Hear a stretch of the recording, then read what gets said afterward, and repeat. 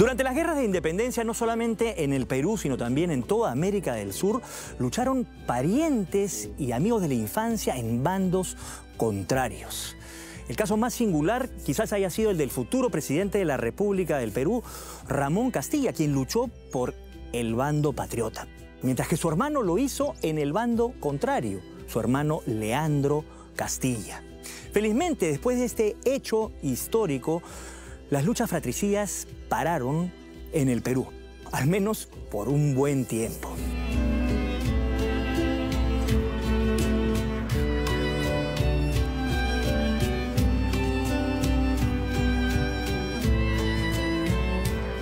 Hoy vamos a revisar este hecho histórico que sucedió hace 200 años y que cambió el destino de la región. Y hay que recordar que la batalla de Ayacucho sucedió en el Perú. Atentos, que la batalla está a punto de empezar.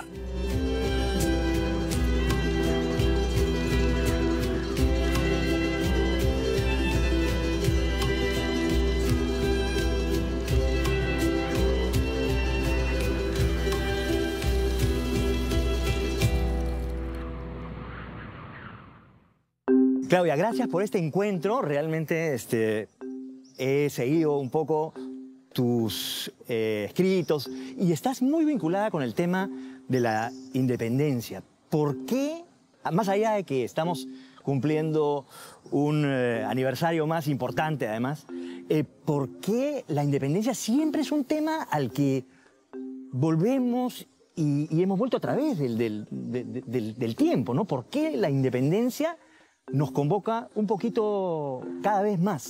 Me parece genial poder hablar de un tema tan importante porque la independencia es un periodo fundante de la República Peruana y de ahí viene su importancia. Y como hemos tenido la conmemoración del 2021 por la proclamación de la independencia que dio San Martín, pero en realidad la dio en medio todavía de la campaña militar que no se concluía. Entonces el virreinato del Perú está dividido todavía. Y luego la otra conmemoración, que sí es la conmemoración conclusiva, con la batalla de Ayacucho el 9 de diciembre de 1824. Entonces este año, 2024, a raíz de la conmemoración también estamos pues investigando, debatiendo y reflexionando sobre la importancia de todo este proceso histórico.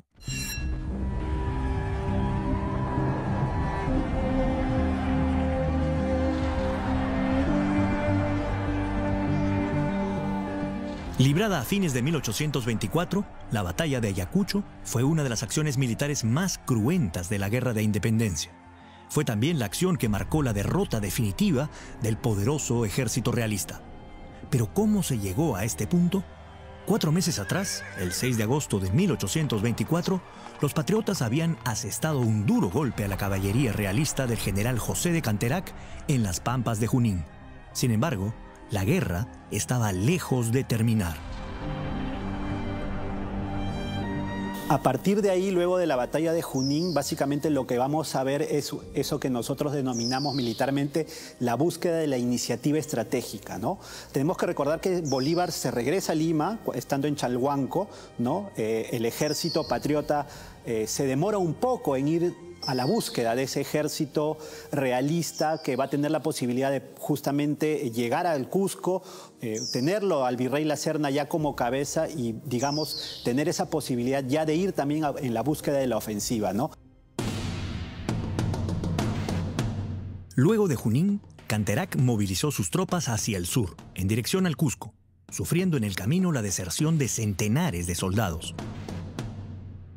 La antigua capital inca, donde se encontraba el virrey La Serna, se había convertido en un baluarte de la causa realista desde 1821. Tanto Pezuela y muchos de sus generales van a considerar que defender Lima era fundamental para la permanencia del virreinato peruano. Y esto se explica por la formación del antiguo régimen que había tenido Pezuela. A diferencia de él, vamos a encontrar a la Serna y a otros militares que habían participado durante las campañas napoleónicas en la denominada Independencia de España desde 1808 hasta 1814. Lo que había significado esto en España era la posibilidad de poder perder la capital, pero no terminar perdiendo todo el territorio. Y lo vamos a ver en el caso de esta movilización del ejército del mismo gobierno de Madrid a Sevilla y luego a Cádiz. Esta idea luego busca ser replicada en el virreinato del Perú. Y así, estas discrepancias sobre la importancia de Lima se van a terminar plasmando y van a desencadenar luego en la destitución de Pezuela. Cuando la Serna asume el gobierno, se entrevista con San Martín.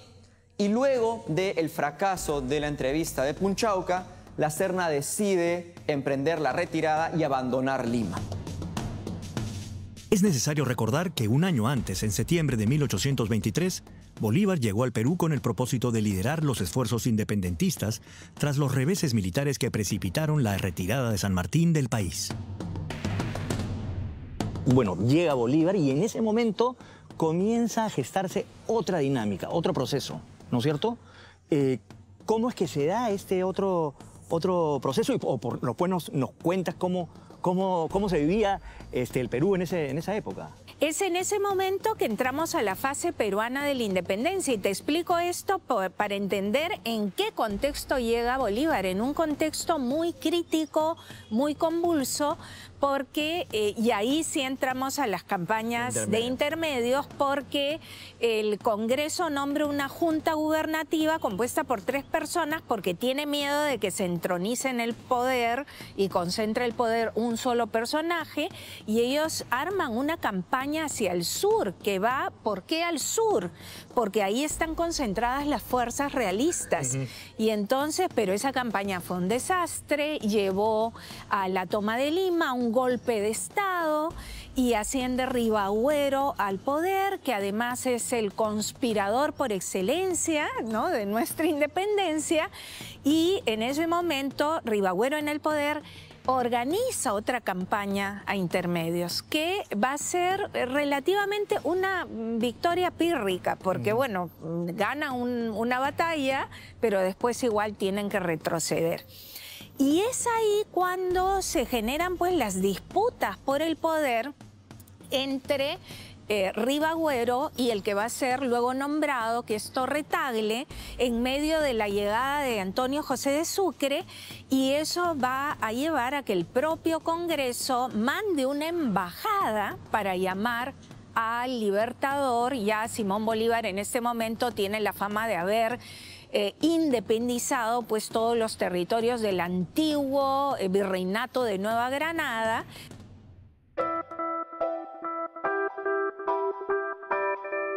Desde el 26 de marzo de 1824, Bolívar había concentrado todas las funciones ministeriales en José Faustino Sánchez Carrión. Este ideólogo peruano desempeñó un papel crucial en la organización del ejército, movilizando hombres y recursos desde las regiones del norte. En tanto, en la Sierra Sur, los realistas dominaban Ayacucho, Cusco y Apurímac, donde las lealtades estaban divididas y los enfrentamientos se libraban de pueblo en pueblo.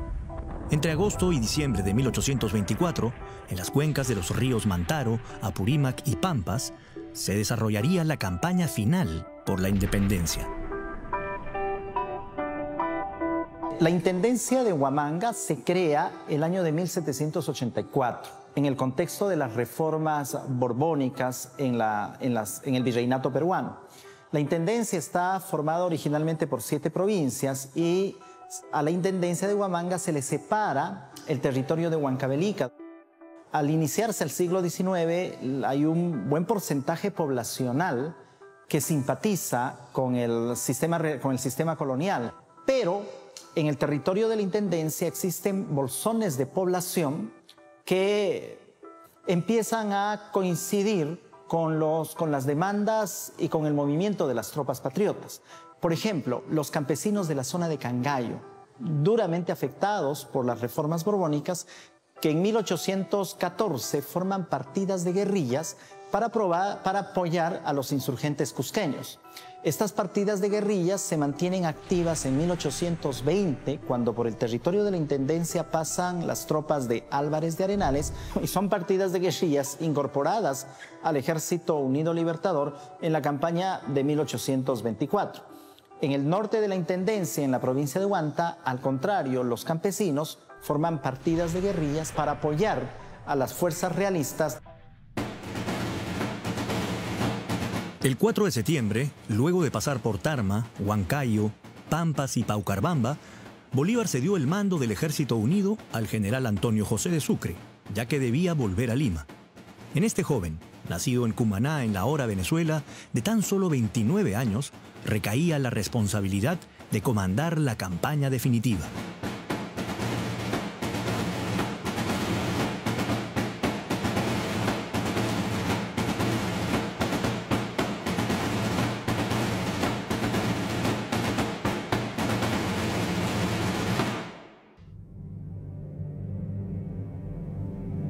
El 5 de diciembre, Bolívar finalmente vuelve a Lima, recuperándola de manos de los españoles y ordenando el sitio de los castillos del Callao que seguían bajo el mando del realista José Ramón Rodil. En tanto, Sucre tomaba posiciones defensivas. Los realistas, por su parte, buscaban tomar la iniciativa en el ataque confiados en su todavía superioridad numérica, aunque conscientes de que las continuas deserciones amenazaban con debilitar esta ventaja.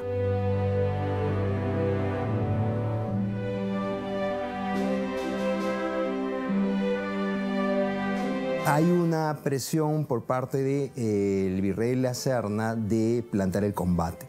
Entonces, a fines de octubre de ese año, inicia su marcha desde Cusco, pasa por Concepción, cruza el río Apurímac y hace un movimiento envolvente que trata de, digamos, trata de cortar la retirada y las comunicaciones del Ejército Unido Libertador, que está, digamos, en los alrededores de Andahuaylas, en Chalhuanca, para evitar los refuerzos que podrían venir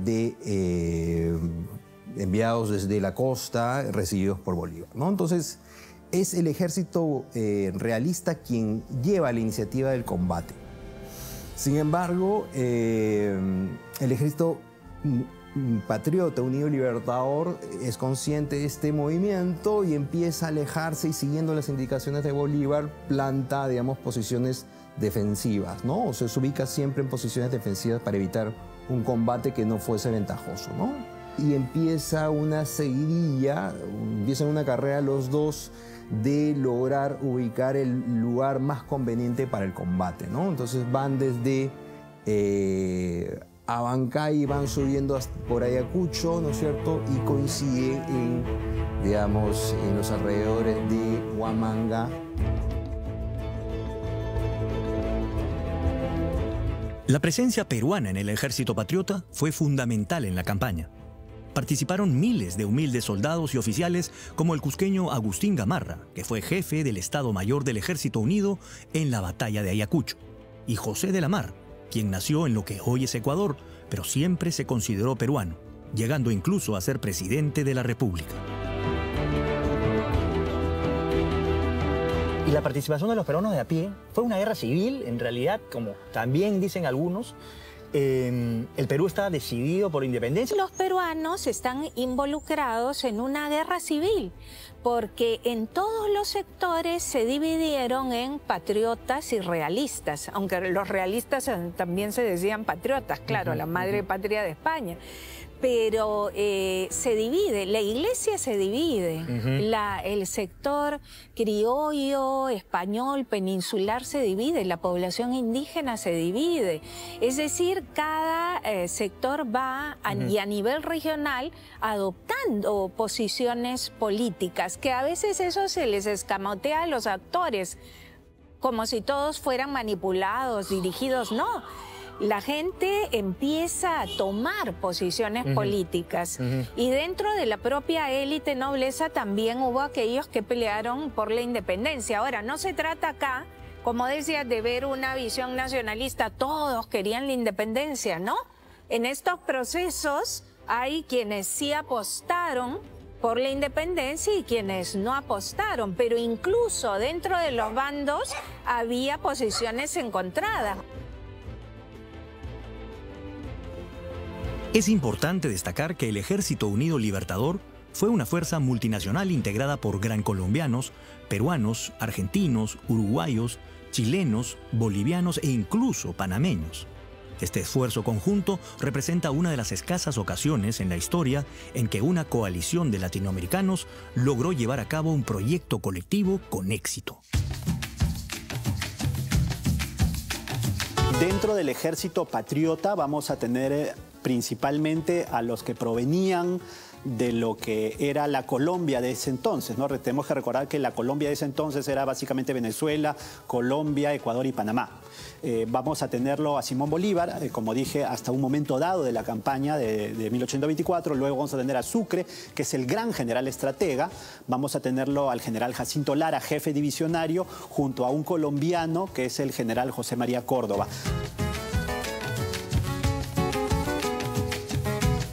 En el bando realista, Canterac ya se había reunido con las tropas del virrey La Serna y las del general Jerónimo Valdés, quien venía de combatir la rebelión del general absolutista Pedro de Olañeta en el Alto Perú. Las fuerzas realistas sumaban alrededor de 10.000 efectivos de las tres armas. Contaban con oficiales con mucha experiencia militar.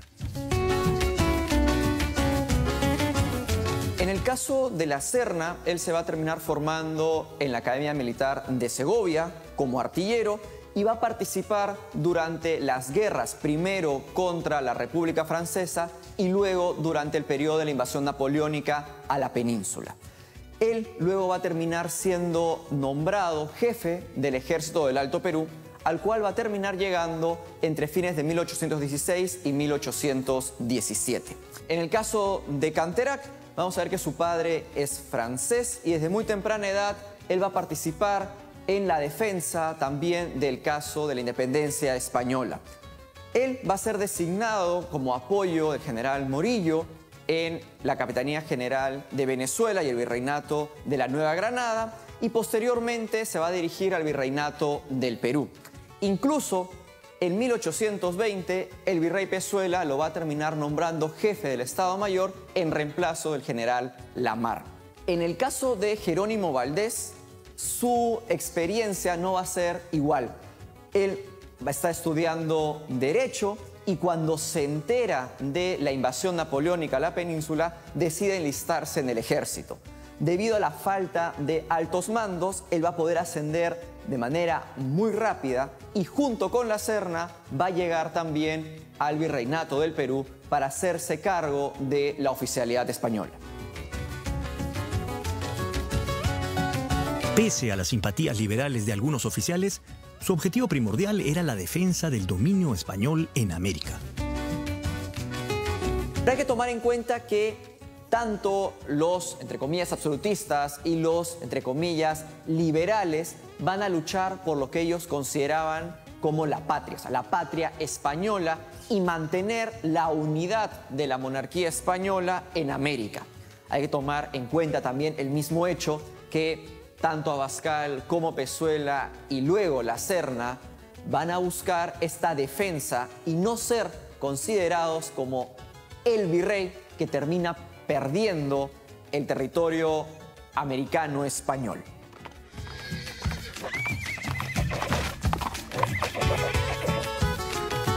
El 3 de diciembre de 1824, la división del realista Valdés atacó a los batallones colombianos Vargas, Vencedor y Rifles, cuando cruzaban la quebrada de Corpahuayco o Matará, en Huamanga. Los patriotas perdieron casi 300 hombres y una pieza de artillería. Tras esto, los independentistas huyeron hacia la llanura de Tambocangayo y continuaron hacia Quinua, donde se concentraron el 6 de diciembre. En ese lugar, Sucre finalmente recibió la autorización de Bolívar para dar batalla. El jefe del Ejército Libertador dijo tener 5.780 soldados frente a más de 9.000 del Ejército Realista. Sin embargo, investigaciones recientes sugieren que el Ejército Realista tenía en realidad menos cantidad de hombres, debido a las numerosas deserciones. De ese ejército, solo 600 combatientes eran nacidos en España.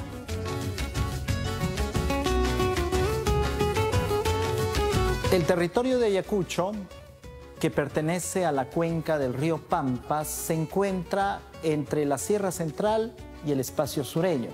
Históricamente está ubicado en una posición intermedio entre un circuito comercial, que es el circuito comercial de la Sierra Central, articulado en torno a las minas de Cerro de Pasco, y el otro circuito comercial, que es el circuito surandino, articulado a la producción minera de Potosí. Al estar al medio entre ambos circuitos mercantiles, es el territorio decisivo. En tanto, hacia 1820-1824, la Sierra Central llega a ser controlada por el Ejército Patriota y la Sierra Sur todavía es controlada por el Ejército Realista.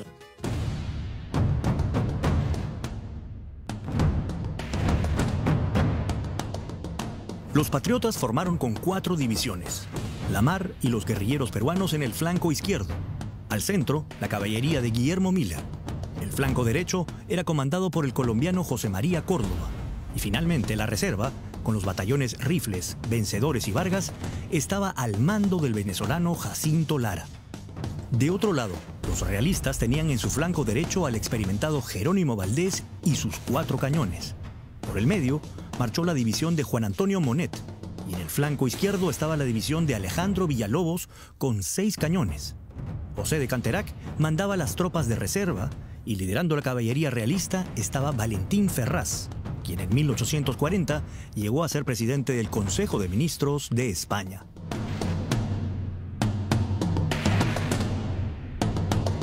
El primer avance del combate lo dieron los realistas, quienes bajando de su posición en los altos de Cerro Condorcunca, movilizaron su flanco derecho con Valdés a la cabeza, cruzando la quebrada de Vendamayo, atacando el lado izquierdo de los patriotas. La arremetida hizo retroceder a las avanzadas de caballería, posicionándose frente a la división peruana al mando de la Mar.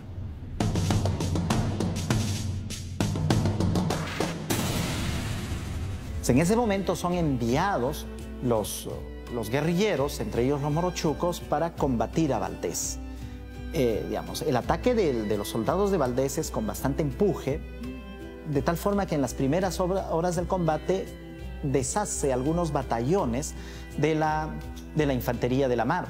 El combate fue sostenido durante todo el transcurso de la batalla.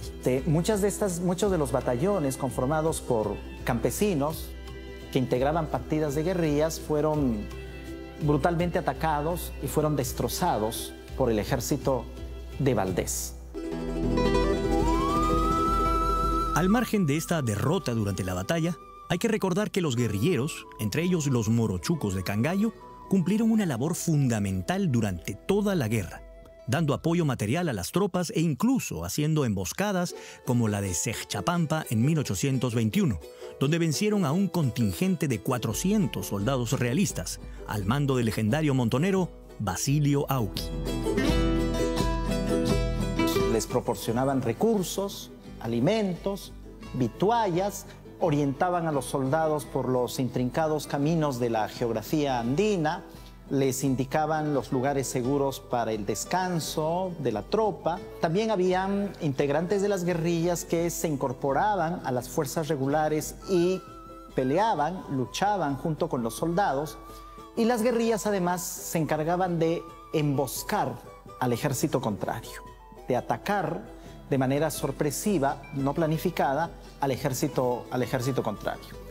En la etapa final de la independencia fue importante el apoyo de las guerrillas al Ejército Unido Libertador para no solamente desplazarse por el territorio de Huamanga y por la zona sur central, sino también para el encuentro decisivo del 9 de diciembre de 1824.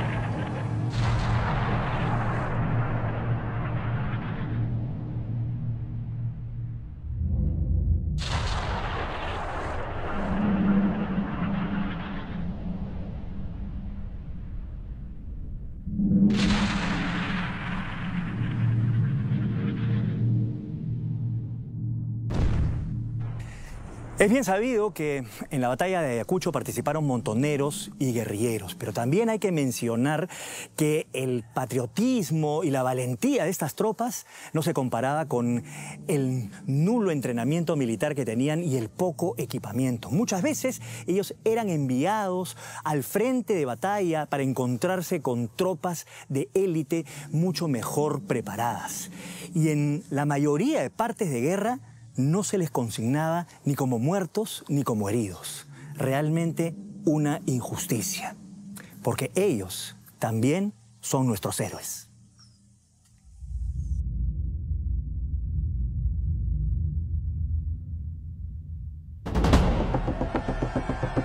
Pese a la diferencia numérica y la derrota de los montoneros peruanos, quienes se enfrentaron valientemente contra los realistas, las tropas de la mar resistieron tanto a los soldados de Valdés como a su artillería. Sin sucumbir a la ferocidad del combate, la división peruana resistió hasta la victoria final.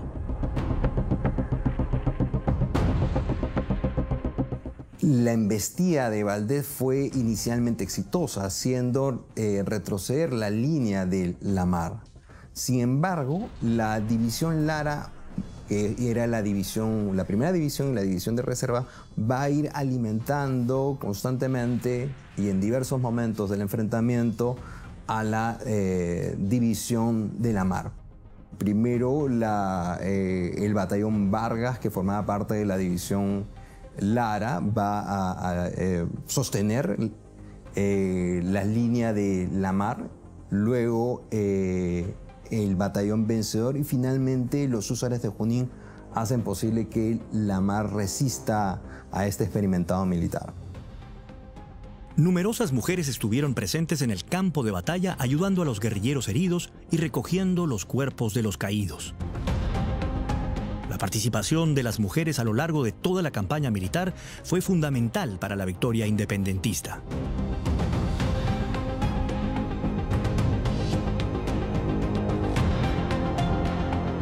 Las mujeres fueron muy importantes dentro de este proceso. Tú lo has investigado, lo has revelado, sacado a la luz.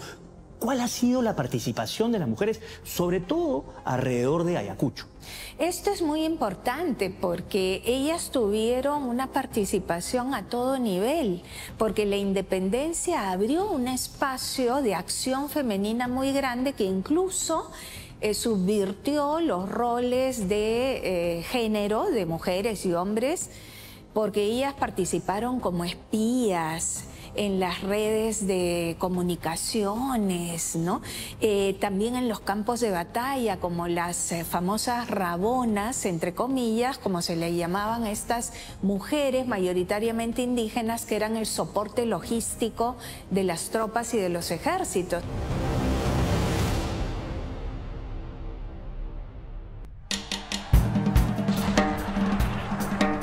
Mientras que los montoneros y las tropas de la mar se batían contra Valdés, por alguna razón discutida hasta el presente, los soldados del general español González Villalobos, del flanco izquierdo realista, comenzaron su ataque de forma desordenada.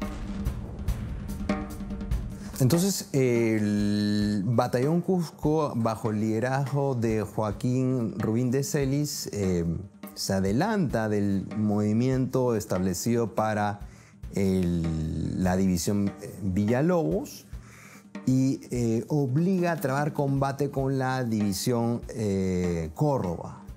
Pero la división Villalobos no estaba totalmente desplegada, bajaba, digamos, a trompicones. Decía yo que el terreno era, digamos, abrupto, era estrecho, y eso le va a permitir a la división Córdoba aniquilar consecutivamente a diversas fuerzas realistas. Principalmente, además, porque tenían que cruzar la zanja que estaba al pie del Cerro Condor Junca. Entonces, le fue bastante fácil acribillar a unidad tras unidad militar que llegaba de la división Villalobos. Mientras el flanco derecho realista era detenido y el flanco izquierdo comenzaba a perder terreno, el general Monet cargó por el medio. El venezolano Jacinto Lara, los batallones de reserva y la caballería de Miller salieron a su encuentro. Según varios historiadores, es en este momento que el colombiano Córdoba pronuncia su famosa frase: «Soldados, armas a discreción, paso de vencedores». Y finalmente rompe la línea realista. Para evitar ser envueltos, el mismo virrey La Serna salió al encuentro de las tropas de Córdoba.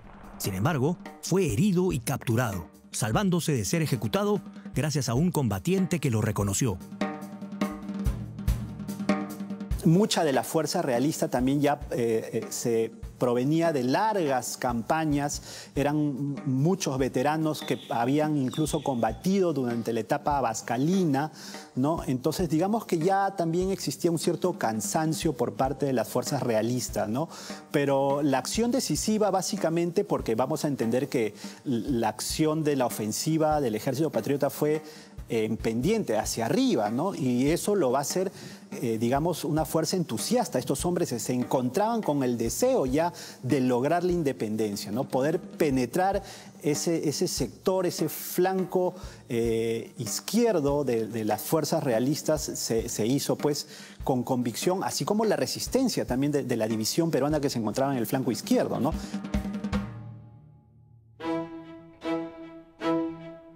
Desalentados por la captura del virrey, los realistas iniciaron una desordenada huida hacia el cerro y sus laderas. Fue en ese momento que la cantidad de bajas realistas se elevó considerablemente. En poco más de hora y media, el Ejército Unido Libertador reconoció haber sufrido 370 muertos y 609 heridos, mientras que el ejército realista tuvo la pérdida de 1.800 soldados, 700 heridos y miles de prisioneros.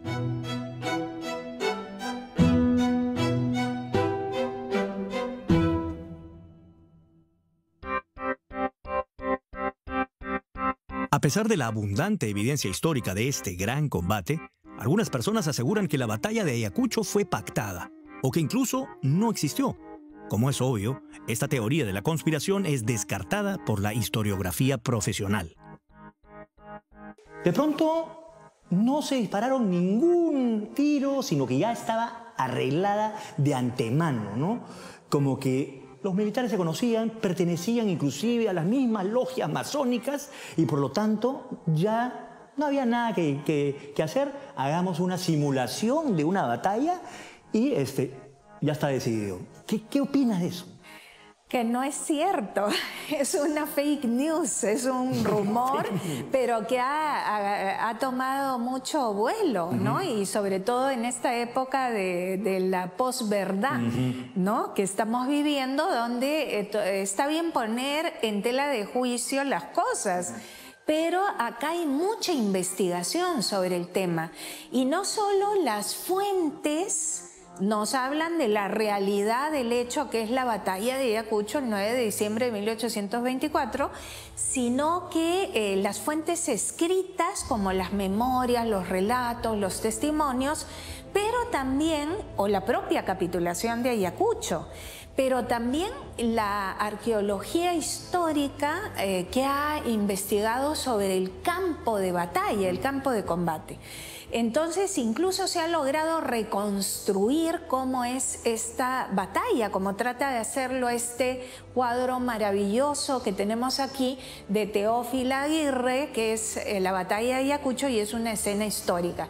Entonces, yo creo que mucho tiene que ver con tomar en consideración las fuentes históricas, es decir, lo producido en ese mismo momento, porque escribieron no solo la correspondencia, las relaciones, Bolívar, Sucre y aquellos que estuvieron en el campo de batalla, también los realistas, las memorias de Valdés, de García Camba, todo esto forma parte de las fuentes que nos permiten saber que la batalla sí se dio y que no es una, digamos, invención de la historiografía nacionalista.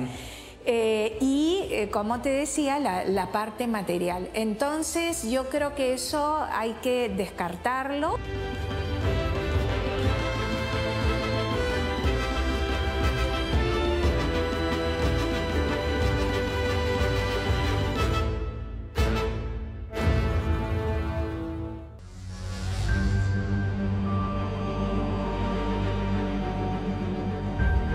Tras la captura del virrey y el desmoronamiento de su flanco izquierdo, solo le quedó a Canterac reconocer su derrota y pedir a Sucre la capitulación que se firmó el 9 de diciembre.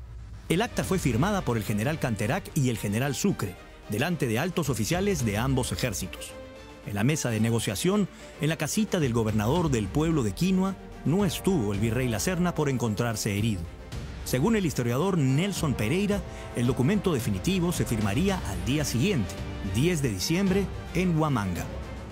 Algunos creen que los términos de la capitulación fueron demasiado generosos con los vencidos, ya que permitía su libre tránsito a través del país, e incluso estipulaba que el Perú debía costear sus pasajes y la mitad de su salario.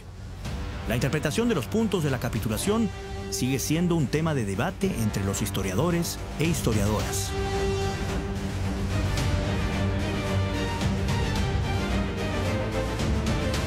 Según Carolina Guerrero, la firma de la capitulación de Ayacucho fue un acto de generosidad del vencedor sobre el vencido. Un acto que demostraba las luces del siglo, que todos los actores reconocían como parte de su espíritu.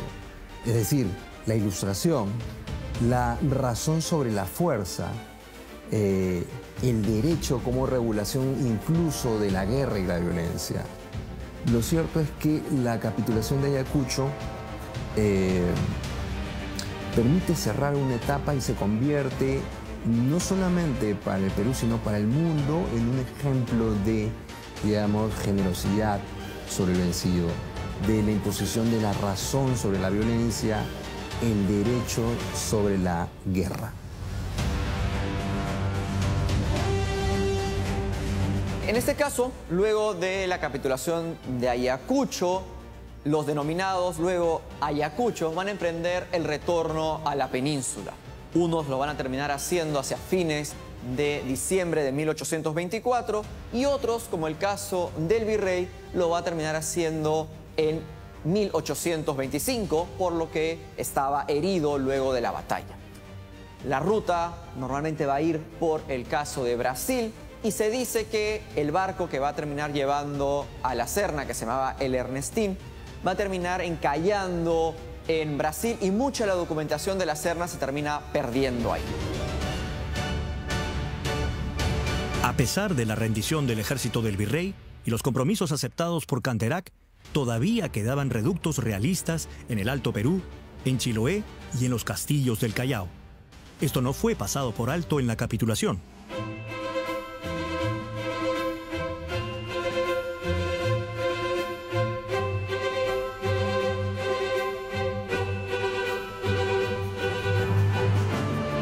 General Canterac, la plaza del Callao debe rendirse cuanto antes. La resistencia puede poner en peligro vuestra inmunidad. General Sucre, nosotros cumpliremos todos los artículos, pero debe entender que esto puede escapar de nuestras manos. La capitulación de Ayacucho incorporó una añadidura que exigía la rendición de la fortaleza del Callao, que hasta entonces se encontraba todavía bajo el control realista. Aunque los artículos protegían a los combatientes rendidos, garantizándoles el libre tránsito, esto solamente se daría si es que todas las guarniciones españolas se rendían. Pero esto generaba un problema, porque en el Callao todavía habían sublevados. Luego de una breve discusión, Sucre accedió a garantizar la protección de los combatientes rendidos siempre y cuando estos instaran a los sublevados en el Callao a que depusieran las armas. A pesar de esto, la fortaleza del Callao recién se rindió en 1826. Pero esa es otra historia. Mejor concentrémonos en esta.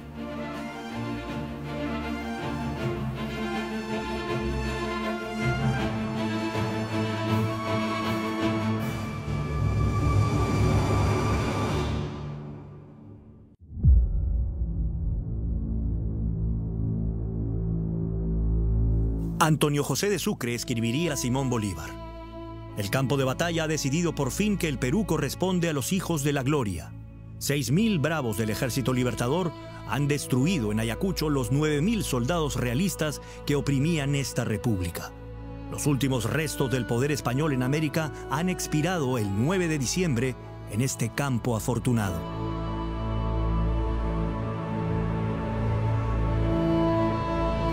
Se da la victoria de Ayacucho, la capitulación, y yo quiero saber los efectos inmediatos.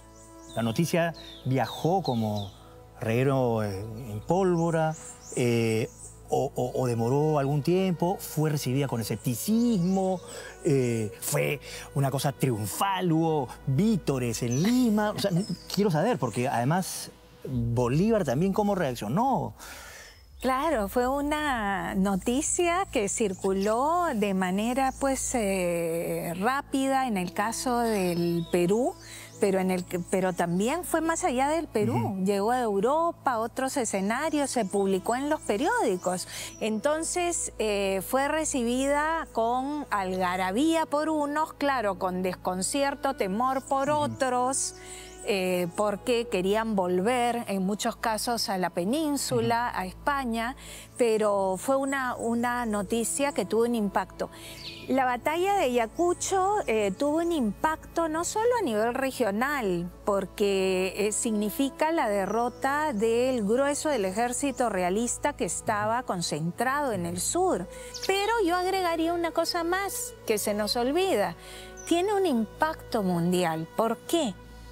Porque es parte de un proceso más amplio de crisis del antiguo régimen desde fines del siglo XVIII, no solo en América, sino también en Europa, y ese proceso de crisis que tuvo varias etapas y que devino en revoluciones, en guerras, desde la independencia de las 13 colonias en Estados Unidos en 1776, la Revolución Francesa en 1789, la Revolución Haitiana y luego los procesos de independencia hispanoamericana, que no son uno, sino son varios procesos,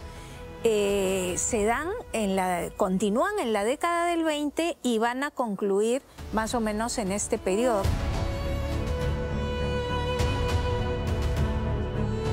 En España, la noticia de la batalla de Ayacucho fue tomada de una manera distinta. A comienzos de 1825, recuperado de sus heridas, La Serna, el último virrey del Perú, se embarcó rumbo a Europa. Años después, varios de los oficiales realistas derrotados en Pampa de la Quinua se convertirían en importantes figuras políticas y militares en España, siendo conocidos en la península como los ayacuchos. La derrota realista en Ayacucho va a ser criticada en parte en el caso español, ¿sí? Van a haber juicios de guerra, juicios políticos, es la pérdida de gran parte del imperio.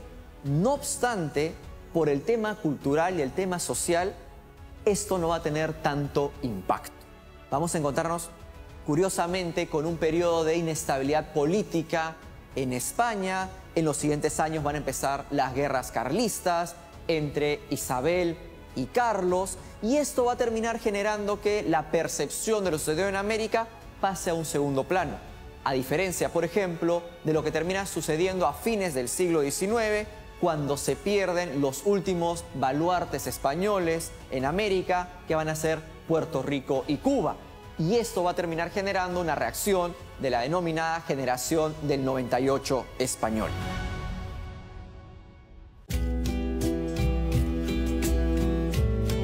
En el mismo Ayacucho, esta gesta militar siempre ha tenido un significado histórico muy especial. Por cuestiones de centralismo a lo largo del siglo XIX, la batalla de Ayacucho se ha transformado en una conmemoración regional, es decir, ha sido silenciada en el territorio nacional y se ha convertido en una celebración regional e incluso en una celebración local. Yo pienso que el Bicentenario es una ocasión propicia para restituir el significado y el valor simbólico de esta importante jornada y transformarla también en una gran conmemoración nacional, en una gran celebración nacional relacionada con la peruanidad, con la gestación de la peruanidad, tal como ocurre con el 28 de julio y con nuestras fiestas patrias julias. Entonces, que el Bicentenario sea una ocasión para transformar Ayacucho en la segunda gran celebración de las fiestas patrias peruanas.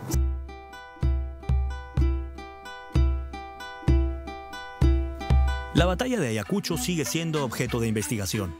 Libros como La batalla de Ayacucho y La independencia, perspectivas en el Bicentenario, editado por la Universidad San Cristóbal de Huamanga, o Ayacucho, la batalla final por la independencia, son ejemplo de un interés por nuevos enfoques. Y hay que también entender una cosa muy importante, y es que las repúblicas, no solo en el Perú, sino en Hispanoamérica, se establecen primero a este lado del Atlántico antes que en Europa. Porque aquí, bueno, resultan siendo un laboratorio, pero por más que hubo marchas, contramarchas, dificultades, aquí se trata de establecer un gobierno representativo, con elecciones, con opinión pública, los vasallos se convierten en ciudadanos y entonces este es un paso político importante, ¿no? De la monarquía a la república. La independencia concedida, conseguida, e inclusive hay también teorías que de pronto quieren unir ambas. ¿En qué lado te encuentras tú? O sea, ¿qué opinión? Bueno, es un proceso tan complejo que la independencia fue obtenida, conseguida, concedida.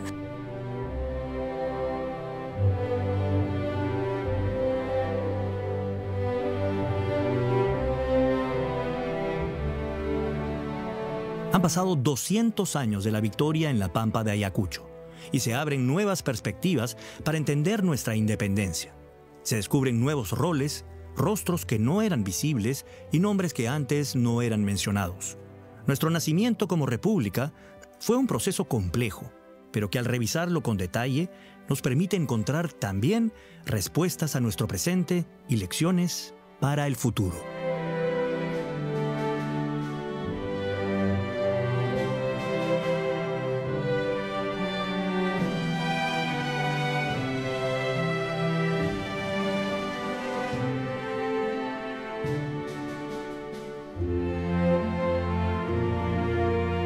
El territorio que guarnecen las tropas españolas en el Perú será entregado a las armas del Ejército Unido Libertador hasta el Desaguadero, con los parques, maestranzas y todos los almacenes militares existentes. Pero también deben entregar todos los restos de vuestro ejército, los bagajes y sus caballos. Además deben entregar todas las guarniciones y las fuerzas pertenecientes a los españoles. Si bien algunas guarniciones españolas resistieron hasta el año de 1826, Ayacucho marca efectivamente el fin de la dominación española sobre América del Sur. E independientemente acerca de nuestros sentimientos, ideas y pensamientos acerca del proceso de la independencia, Ayacucho simbolizó para el mundo el nacimiento de una nueva región independiente llena de vitalidad y progresismo, pero que no estaba exenta también de desafíos y aún de sus propias contradicciones. Ayacucho consolida la marcha independiente de las nuevas naciones republicanas hacia una sociedad más justa e igualitaria. Habría que pensar nosotros, hoy, ciudadanos del presente, si se ha cumplido aún esa promesa y cuál es nuestro rol en ella. Ayacucho también habría que recordar que nació en el Perú, ese sueño de libertad. Esperando confiar en vuestra buena fe, solo queda afirmar.